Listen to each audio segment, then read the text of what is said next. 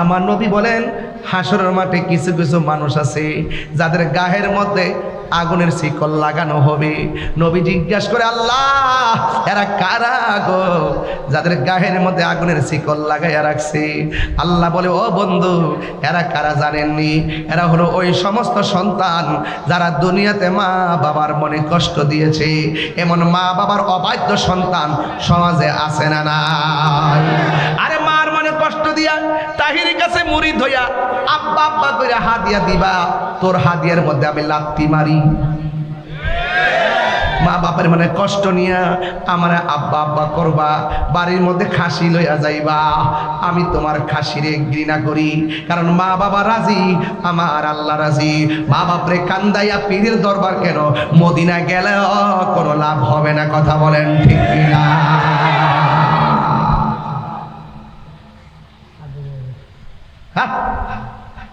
বাবাকে তোমরা কাবা জানিও, মদিনা জানিও মাকে, যদি গো তারা বেঁচে থাকে। বাবাকে তোমরা কাবা জানিও, মদিনা জানিও মাকে, যদি গো তারা বেঁচে থাকে।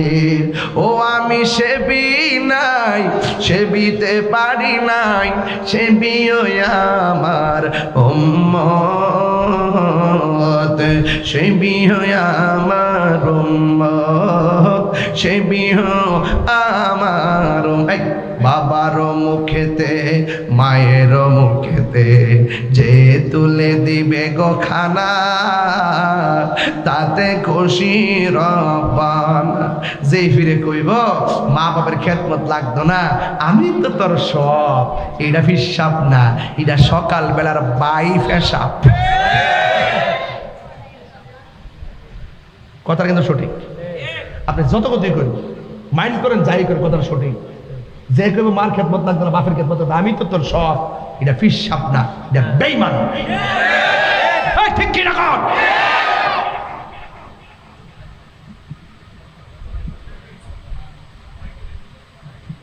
মাঝে মাঝে রাগ একটা জায়গা শৈল সঞ্চার দিয়ে এই মুহূর্তে সর্দার মাত বললে ঘুরি। শতকরা 70% ফ্যামিলির ভিতরে সন্তান আর সন্তানের বউর কারণে এই বুড়া বাপটা বুড়া বেডিটা চোখের পানি ফালাইয়া কান্দে, শুধু ইজ্জতের ডরে বাইরে কয় না। কথা বলেন ঠিক কি না বলেন? যে শখ করে বিয়াটা করাইছি, যে বউ আয়া আমারে হুজুর ফানি বানাই দিব, ও মা গো মা, খাইবার ফানি দে না। অথচ বাপটা ফুটফুট করতে করতে জীবনটা শেষ করে দিয়েছে। আর এক সময় তো বাপটার শরীরে শক্তি আছে, রুজি করতে পারছে। এমন টাইমে তুই বাপটার কষ্ট দিতেছ, ইচ্ছা করলে বাপটা রুজিও করার সময় নাই।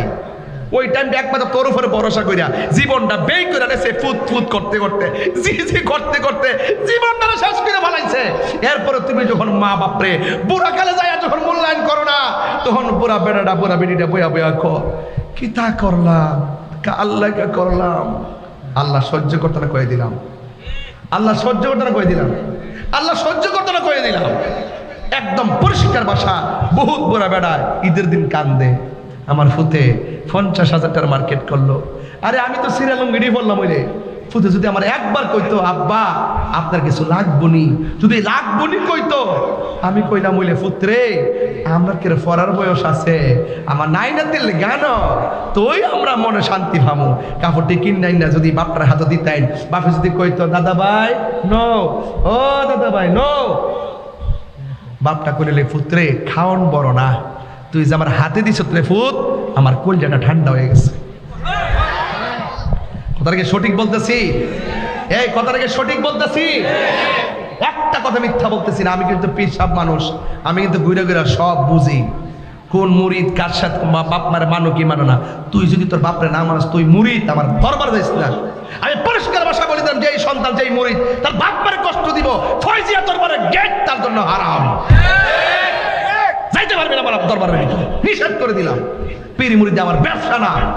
এখনো বলছি, এখনো বলি, আবারও বলি, এই পৃথিবীতে একমাত্র নিঃস্বার্থে দোয়া করে মা বাপ, আর সবাই স্বার্থ নিয়ে দোয়া করে। কথা বলেন ঠিক না বেঠিক?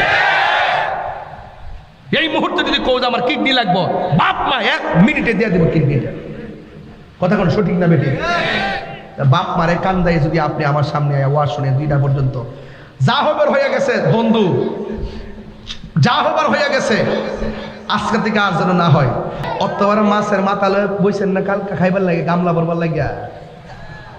অত্তর মাছের মাথাটা মা আরেক ঘরে বই রয়েছে না, অবহেলা করে দিচ্ছেন না কি? আরে মা বাপরে না দিলে কিছু কইব, ঠেললা গামলা ভরে লইছ।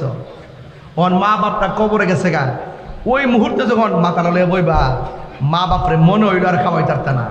এই জন্য মা বাপ থাকতে খাওয়াও না খাওয়াও, মারে কইও, মা কই পুত্রে টেহা দিলে আমি শান্তি না, আমারে শুধু পয়সা দিলে শান্তি না, এতগুলো কাপড়ের গাঁটটি দিলে শান্তি না। মা বাপ কয় পুত্রে আমার একবার মোহাব্বতে মা কইয়া ডাক দিস, আব্বা কইয়া ডাক দিস, আমার কলিজাটা বইলা যায়। কথা কোন ঠিক কি না কয়? এটার নাম মা বাপ। মা বাপ এত হিসাব চাইতো না। জীবনে মা বাপের হাতে 20,000 টাকা দিছুই, আব্বা আমনে খরচ করুই, দেন নাই কিন্তু। অথচ বউর কাছে বান্ডেলের পর বান্ডেল, ব্যাংকে বান্ডেলের পর বান্ডেল, মা বাপরে হিসাব দেন না। ও বাইরের বেড়াইতে হিসাব দেন, আমার এত টেহা আছে। মা বাপরে কন্যা, মা বাপরে শত্রু বানাইলেন। যে এই মানুষটা আপনার সবচেয়ে আপন, এই মানুষটারে বানাইলেন আপনি শত্রু। মনে রাখবেন, হাসর মাঠে 1 ইঞ্চি সামনে যাইতে পারবেন না মা বাপরে কষ্ট দিয়া। আজকে ওয়াদা করেন 5 ওয়াক্ত নামাজ পড়ুন আর মার চেহারার দিকে তাকামুন।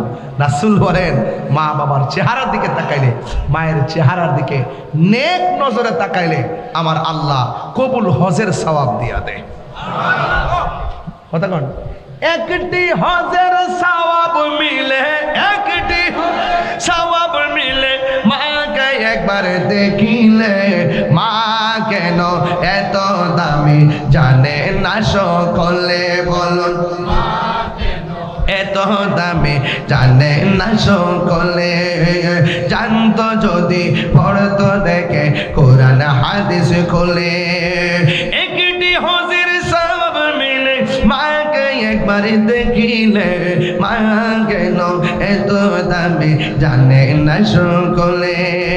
2 বছর পান করালো মায়ের বুকের দুধ। সুবহানাল্লাহ। গরমের দিন মার দুধ খাইলে কি গরম লাগে? কথা কনা। শীতের দিন খাইলে কি ঠান্ডা লাগে? কি ভান্ডার আল্লাহ বানাইছে। মায়ের একদার দুধের দাম কাটিয়া গায়ের চাম, পাপস বানাইল ঋণ সুদ হবে না। এমন দরদি হবে কেউ হবে না আমার মা গো। এক কি জাঙ্গুর ফুল খাওয়ায় মনে করছে ঋণ শেষ করে লিছেন। আরে বেটা, মার ফেটের ভিতরে যে লাথি মাইরা আইছো দুনিয়াতে, এই লাঠিটার ঋণ সুদ হইতো না। যদি নিজের চামড়া কাটটা যদি মার লেগে জুতা বানায়া দাও, এরপর সুদ হবে না। কথা বলেন ঠিক? আরে কে যে আপেল, প্যারাসিটামল বড়ি, নিজের একটা ব্যথা হইলে, বউর একটা ব্যথা হইলে 8টা পরীক্ষার পরে ওষুধ। আর মা কুড়ার মধ্যে পড়েছে, কাশতে কাশতে জীবন সে জব হয়ে গেছে, আলসার হয়ে গেছে, কোমরে হাড় গুলা ক্ষয় হয়ে গেছে। জানেন না তো, সব দেখতেছি তো, হাড় গুলা ক্ষয় হয়ে গেছে। মার ট্রিটমেন্ট করতে গেলে হিসাব করে টেহানি জাগা। আরে মা বাপে যে সারা জীবন তোরে যে মানুষ করছে না, একদিনে হিসাব করছে না কত টাকা খরচ হয়েছে। আল্লাহ সঞ্চারা মাহফিলটা কবুল করুক। আসেন দাঁড়ান।